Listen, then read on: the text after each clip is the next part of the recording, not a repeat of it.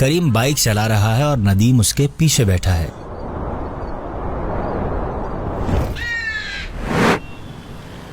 यार आहिस्ता गाड़ी चलाना, अचानक ब्रेक नहीं मारना, बारिश की वजह से रोड स्लिपरी हुआ है।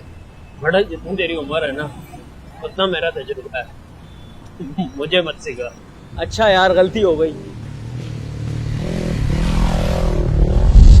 यार ये क्या हालत है यार। अबे क्या हो गया? यार सारे कपड़े खराब करके चला गया।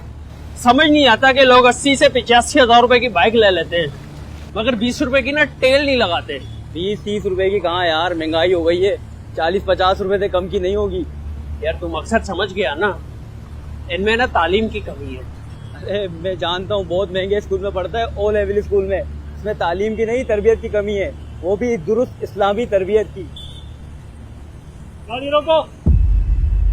चाचा को क्या हो गया, अचानक क्यों सामने आ गए? रुक जा, पूछ कर बताता हूँ।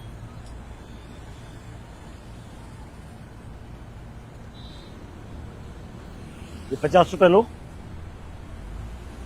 पकड़ो 50 रुपए।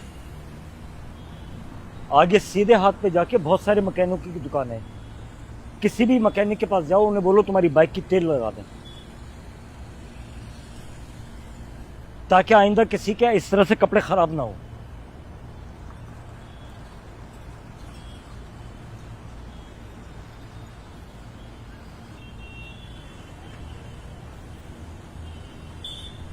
करीम बात सुन, तेल लगाने के बाद अपने घर की तरफ ले लेना।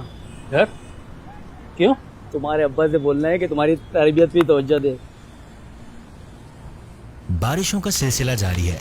बाइक चलाते इस बात का ख्याल रखें कि किसी के कपड़े वगैरह खराब ना हो। मखलूक खुदा को तकलीफ से बचाएं। नबी करीम सल्लल्लाहु अलैहि वसल्लम ने इरशाद फरमाया, मुसलमान वो है जिसकी जबान और हाथ से दूसरे मुसलमान महफूज रहें।